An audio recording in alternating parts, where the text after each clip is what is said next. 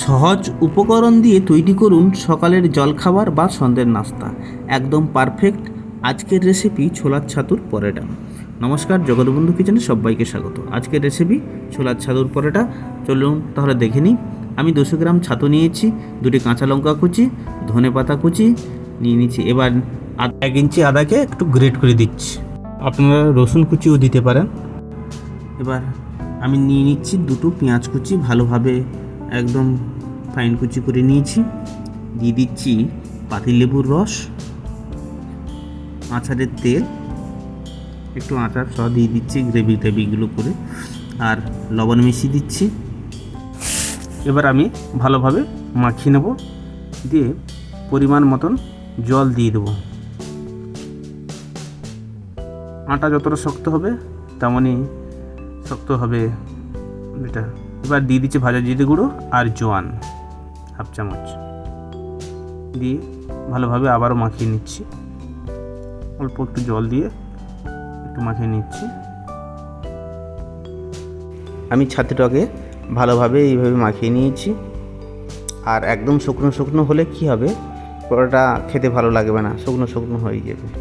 তো সেই হিসাবে আমি একটু ছাতুটাকে একটু নরম মাখিয়েছি। আটাটাকে নুন দিয়ে আর জল দিয়ে মাখিয়ে নিয়েছি।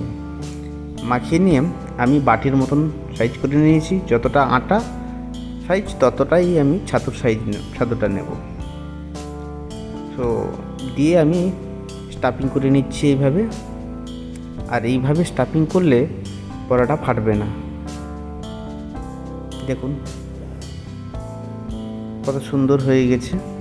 আমি সবগুলো এইভাবে বানিয়ে নিচ্ছি।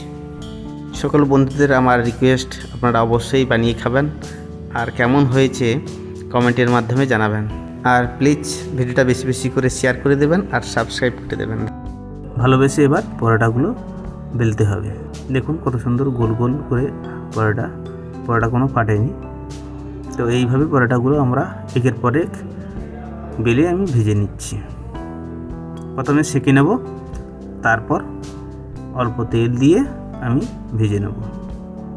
যে তেল দিয়ে খেতে পারেন, বা বাটার দিয়ে সেঁকে খেতে পারেন, বা ঘি দিয়ে সেঁকে খেতে পারেন, সেটা আপনার ব্যাপার। দই অথবা আচারের সঙ্গে পরিবেশন করুন। ভিডিওটি ভালো লাগলে লাইক, শেয়ার, কমেন্ট করতে ভুলবেন না। অবশ্যই চ্যানেলটিকে সাবস্ক্রাইব করবেন। আজকের ভিডিও এই পর্যন্ত। পরের ভিডিওতে আবার দেখা হচ্ছে। সবাই ভালো থাকুন, সুস্থ থাকুন। ধন্যবাদ।